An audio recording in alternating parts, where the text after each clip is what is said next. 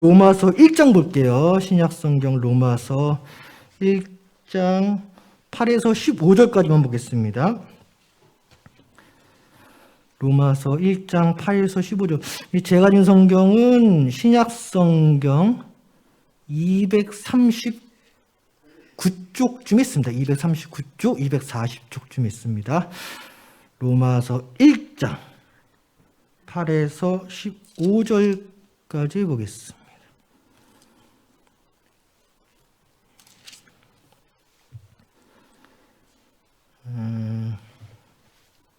제가 먼저 로마서 1장 8절 공독할게요. 먼저 내가 예수 그리스도로 말미암아 너희 모든 사람에 관하여 내 하나님께 감사함은 너희 믿음이 온 세상에 전파됨이로다.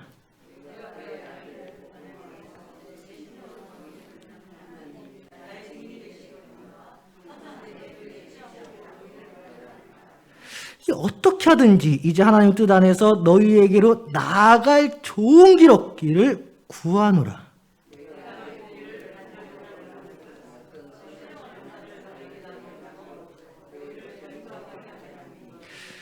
이는 곧 내가 너희 가운데서 너희와 나의 믿음으로 말미암아 피차 아니함을 얻으려 함이라.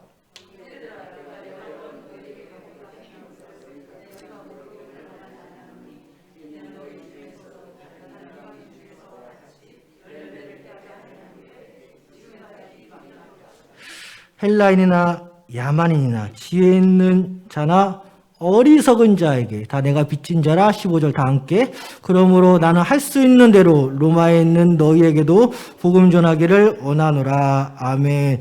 오늘 설교 제목은 피차 아니함을 얻으려, 피차 아니함을 얻으려라는 제목으로 말씀 증거하겠습니다.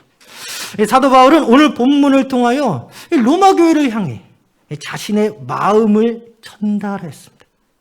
로마 교회 가고 싶은데 잘 안 된다는 거죠. 여러 가지 사건으로 말이죠. 그렇다면 왜 그렇게 사도 바울은 로마 교회에 가고 싶어 했을까? 사도 바울이 말합니다. 피차 아니함을 얻으려. 사도 바울은 그렇게 로마 교회에 가고 싶어 했습니다. 서로가 만나서, 교회 안에서 만나서 서로 위로받고 싶다. 이 마음이 이 사도 바울 선생 가운데 있었습니다. 다 아시는 것처럼 사도 바울은 특수한 시대, 특수한 임무를 부여받았습니다. 복음의 확장성에 그 역사의 한가운데 역할을 담당했습니다. 어느 한 교회에 뿌리를 내리는 것이 아니라 이 교회에 개척하면 다른 데 가서 또 개척하고 또 이 교회에 개척하면 또 다른 데도 개척하고 계속 순회 목회를 했던 거죠. 복음의 확장성을 위해 최대한 교회를 여러 개 개척을 해야만 했습니다. 한 교회를 섬기다 안정이 되면 다른 곳으로 이동하여 또 다른 교회를 개척한 사도 바울 선생입니다. 기독교 초기 발판을 마련했던 사명이 사도 바울에게 임한 것입니다. 여러 곳을 다닙니다. 당시 배, 마차 등 모든 가능한 교통수단을 사용했다 하지만 매우 제한적이었죠. 그럼에도 불구하고 계속적으로 여러 곳을 돌아다닙니다. 지금도 마찬가지지만 여러 곳을 돌아다니고 여러 사람을 만나면 자연스럽게 여러 소식들을 비교적 빨리 신속하게 접하게 됩니다. 이런 사도 바울에게 로마 교회는 굉장한 관심의 대상. 복음을 통하여 말씀을 굳건히 세워져가는 로마 교회. 그래서 오늘 본문 8절에 사도 바울은 이렇게 고백합니다. 너희 모든 사람에 관하여 내 하나님께 감사함은 너희 믿음이 온 세상에 전파됨이로다 라고 합니다. 우리 평촌제일교회도 이러한 소문이 나야겠습니다. 너희 믿음이 온 세상에 전파되었다. 물론 로마 교회라고 해서 완벽하진 않습니다. 어느 이방 교회들이 다 그랬던 것처럼 유대교 출신 본토 이스라엘 사람들이 주 예수 그리스도로 믿음을 말미암아 믿음이 생겼는데 외국에 거주하고요. 이들이 교회에 나오지만 약간 율법, 구약 율법에 매여 있습니다. 히브리파 그리스도인들, 그리고 현지 이방인 그리스도인들 이렇게 섞여 신앙생활하고 있습니다.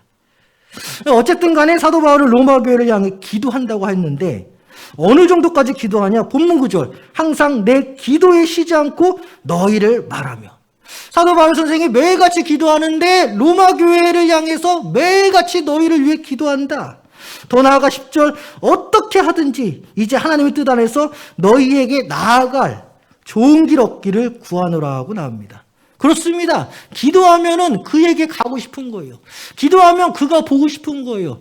기도하면 그가 생각나는 거예요. 기도하면은 그가 꼭 나 옆에 있는 것처럼 그렇게 같이 있는 것처럼 느껴지는 것입니다. 사랑하는 성도 여러분, 기도가 왜 중요하냐? 영적으로 서로 만나는 거예요. 우리 성도들끼리. 예수 안에서 만나는 거예요. 믿음 안에서 만나는 거예요. 그리고 교회에서 진짜 만나면 너무나 반가운 것입니다. 사도 바울은 로마 교회에 가서 위로함 얻고 싶다. 야, 너도 그렇고 나도 그렇고 위로함 좀 얻자. 그렇다면 오늘 본문에서 사도 바울이 말하는 피차 아니함, 서로 위로받고 싶은데 무엇을 의미할까? 세 가지 말씀드리고 오늘 설교 마무리하고자 합니다. 첫 번째는 말씀을 통하여 견고해지는 아니함, 말씀을 통하여 견고해지는 서로 간의 위로함, 이 힘을 얻고자 한 것입니다. 본문 11절 내가 너희 보기를 간절히 원하는 것은 어떤 신령한 은사를 너희에게 나누어 주어 너희를 견고하게 하려 함이니. 나도 만나고 싶어. 왜? 신령한 은사를 너에게 주고 싶어. 여기서 말하는 어떤 신령한 은사 무엇인지는 명확하지가 않습니다. 이게 학자들별로 각자 말이 다 다릅니다. 그렇다면 추론하기론 말씀을 전했던 복음을 전했던 사도 바울의 가장 중심적인 사역을 의미하는 것으로 개인적으로 보입니다. 어떤 이적과 기사를 통하여 주님의 역사를 설명하기보다는 말씀을 나누고자, 복음을 나누고자, 같이 예수를 말하고자. 사도행전 20장을 보면 사도 바울이 말씀을 강론할 때 말씀을 듣다 깊이 잠을 잔 나머지 떨어져 죽은 청년 유두고라는 사람이 다시 살아나 있는 역사가 있었습니다.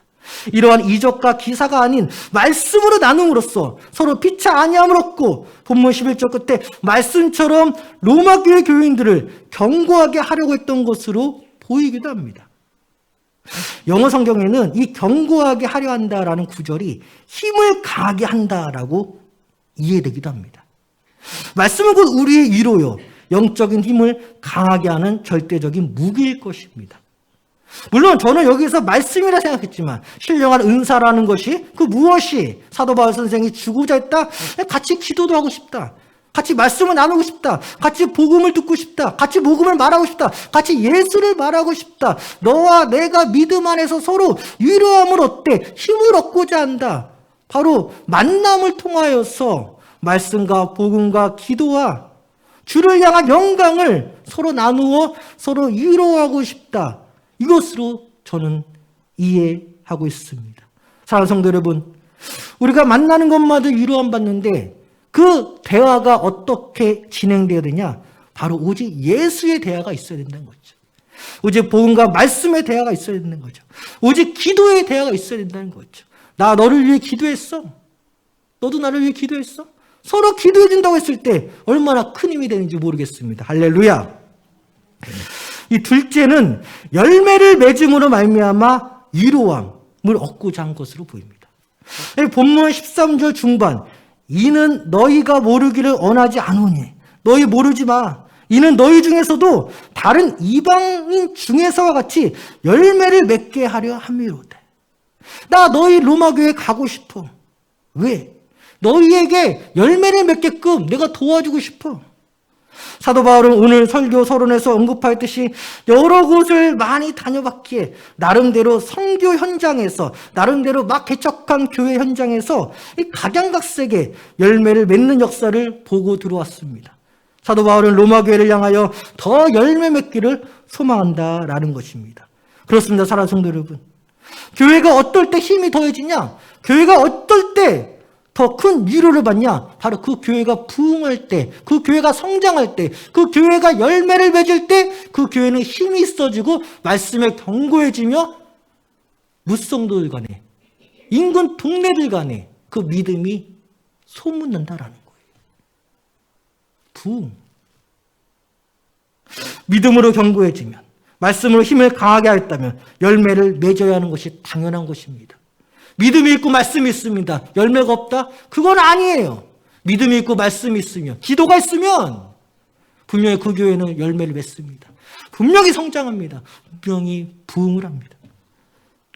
사도 바울은 학장의 사명을 부여받았기에 점점 왕성해지고 열매가 많아지는 것에 굉장히 민감했어요. 자신의 소명이죠. 예수님이 말씀하십니다. 요한복음 10장 10절, 내가 온 것은 양으로 생명을 얻게 하고 더 풍성히 얻게 하려는 것이라. 할렐루야. 사랑하는 성도 여러분, 여러분들이 구원받은 것은 구원받는 것뿐만 아니라 주의 양이신, 주님의 백성이신 여러분들이 더 풍성해지는 거예요. 교회 성장, 교회 부흥, 교회 열매, 우리 각 성도들이 잘 되는 거예요. 성도가 많이 모이는 것도 중요하지만 각자 성도가 더 잘 되는 거예요. 어제보다 오늘이 더 잘 되는 것입니다. 요한복음 15장 8절, 너희가 열매를 많이 맺으면 내 아버지께서 영광을 받으실 것이요 너희는 내 제자가 되리라. 우리가 언제 제자가 됩니까? 여러분이 잘 될 때. 우리가 언제 제자가 됩니까? 우리 교회가 부흥할 때. 우리가 언제 제자가 됩니까? 여러분들이 말씀과 기도 안에서 더욱더 풍성해질 때 우리 진짜 제자가 되는 거예요. 열매를 맺으면 부흥을 하면, 기도하면, 말씀하면, 말씀으로 하나가 되면 먼저는 삼위일체 하나님께 영광입니다. 인간의 편에서 서로 안양과 위로함을 받는다라는 것입니다. 그렇죠. 각자가 잘 되는데 각자 위로되는 것이죠. 주 안에서 옆에 있는 성도가 잘 된다고 해서 배 아플 사람 한 명도 없어요. 순간적으로 시험 볼 수 있겠지만, 저 사람이 말씀과 기도로 더 잘 됐다? 나도 그래야지. 이런 마음을 갖는 것이 당연한 것입니다. 그러면 자연스럽게 그 교회 소문나고 부흥되는 거예요. 그러니까 중요한 것은 우리 각자 성도님들이 진짜 잘 돼야 돼요. 그러면 교회 부흥합니다.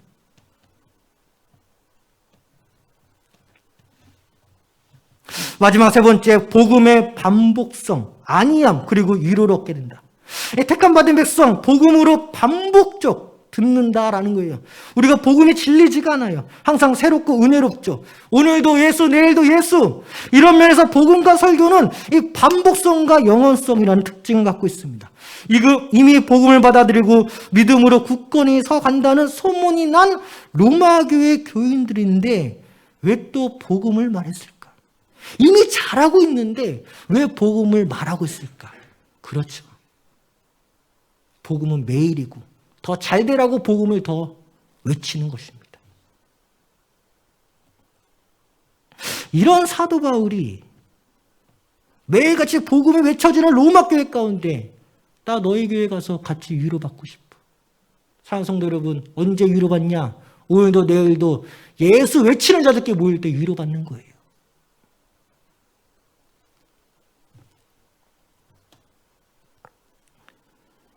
오늘 마지막 본문 15절, 그러므로 나는 할 수 있는 대로 로마에 있는 너희에게도 복음 전하기를 원하노라. 재밌죠. 잘하고 있는데. 로마 교회 너무 잘하고 있는데 너희에게도 복음 전하기를 원하노라. 이미 복음을 아는데 너희에게도 복음 전하기를 원하노라. 복음으로 시작해서 복음으로 끝났습니다. 삼일체 하나님을 의지한 채 바쁘게 돌아다니기에 사도 바울 선생은 체력은 지쳤고 많이 힘이 들어 눕기만 하면 바로 잠에 쏟아졌던 사도 바울 선생 아니었습니까? 전혀 외롭지도 않고 사람 보고 싶지도 않고 그럴 것 같은 사도 바울 선생이 오늘 본문 보니까 그렇게 교회가 그립고 그렇게 사람이 그리운 거예요. 사랑하는 성도 여러분, 진짜 기독교인들은 교회가 그립고 사람이 그리운 거예요. 여기서 말한 사람은 예수 믿는 자를 말하는 거죠. 여러분, 외롭다고 해서 세상에 눈 돌리면 안 됩니다. 외롭다고 해서 어떻게 옛날에 했던 취미 다니지. 외로울 때 교회 바라보시고, 외로울 때 같이 예수 믿는 우리 성도들 만나고 싶어 하셔야 돼요. 그게 진짜 예수 믿는 자예요. 사도 바울 선생은 말씀, 열매, 복음을 통하여 서로 위로받고자 했습니다. 말씀으로 강건해지고 말씀 가운데 열매 맺고 말씀 가운데 복음을 더 전해서 우리 서로 위로받자. 우리 역시 마찬가지입니다. 서로 위로해 주어야 됩니다. 사랑하는 성도 여러분, 주님의 이름으로 위로합니다. 사랑하는 성도 여러분, 외롭지가 않아요. 이렇게 모였으니까 외롭지가 않은 거예요. 위로의 도구는 오직 말씀. 오직 열매, 오직 예수 복음입니다. 사도 바울은 항상 말씀과 열매 그리고 반복되는 복음의 선포로 말미암아 사람들과 피차 아니함을 얻은 삶을 영위하였습니다.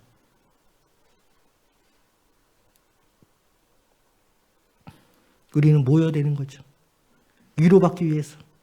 이 모임에는, 이 만남에는 서로 나누고자 하는 말씀이 있는 거예요.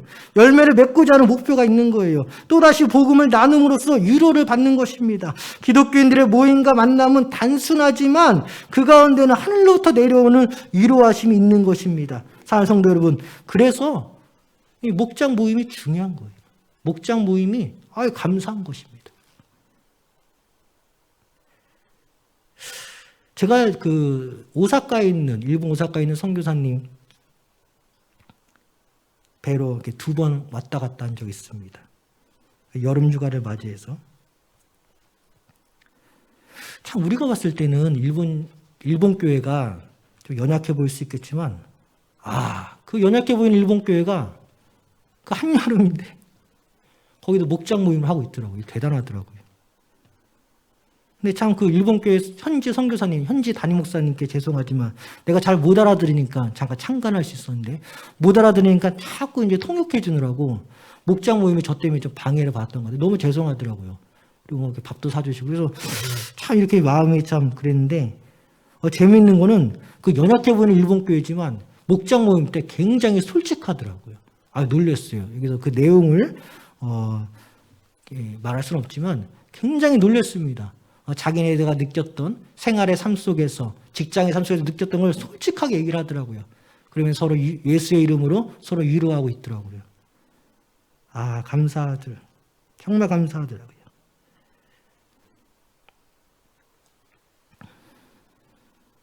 이 선지자 엘리야 시대의 왕은 아합 왕이었습니다. 아내는 우상을 섬기는 이세벨입니다. 믿는 자들을 죽이고자 했던 자입니다. 이때 주님은 오바다라는 사람을 통하여 100명을 50명씩 두개조로 굴에 숨겨 살리십니다. 또한 주님은 엘리야에게 약속합니다. 이스라엘에 7,000명을 남긴다 약속을 하였습니다. 사랑하는 성도 여러분, 분명히 여러분들과 같이 위로한 바를 남길 자가 있는 거예요. 외롭지가 않은 것입니다. 우리가 정말 주 안에서 위로를 받아야 돼요. 예수를 통하여서 위로받고, 예수 믿는 자들을 통하여 위로받고, 서로 말씀 가운데 위로받고, 그 가운데 서로 잘 돼서 위로받고, 그 가운데 또 복음을 외쳐서 또 예수를 통하여서 또 위로받는 것입니다. 기도하겠습니다. 하나님 아버지, 우리가 위로받고자 합니다. 사도 바울 선생이 로마 교회를 가고자 하여 서로 위로받고 했던 것처럼 우리 역시 위로받고자 합니다. 하나님 말씀으로 더욱더 견고해지고 더욱더 잘 돼서 서로가 위로가 되게 하여 주시고 오늘도 예수, 내일도 예수 외치면서 서로가 진정한 위로의 피난처 되신 예수님 안에서 우리가 위로함 얻게 하여 주시옵소서. 사랑하는 성도님들에게 화평을 더하여 주시고 그 마음의 눌림을 주님께서 풀어주시고 저들에게 위로함을 더해주시고 더욱더 강건하게 하여 주시옵소서. 한 번 받은 구원 영원합니다. 이 구원 흔들리지 않게 하여 주시고 어떤 사탄막이 틈타지 않도록 붙잡아 주시옵소서. 저들에게 깨어있는 역사 일어나게 하여 주시고 저들이 애로울 때마다 주님께서 찾아가 주시고 저들이 힘들 때마다 주님께서 힘을 더하여 주시옵소서. 감사하며 주 예수 그리스도 이름으로 기도하옵나이다. 아멘. 찬송가 430